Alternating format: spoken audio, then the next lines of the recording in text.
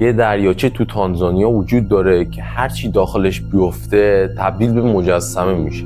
این دریاچه قرمز و زیباست ولی یکی از مرگبارترین دریاچه های تاریخه. آب این دریاچه خیلی داغه، حدود 60 درجه است و هر موجودی که داخلش بیفته رو تبدیل به مجسمه میکنه. حیوانات به جای پوسیدن سنگ میشن، درست مثل یک مجسمه.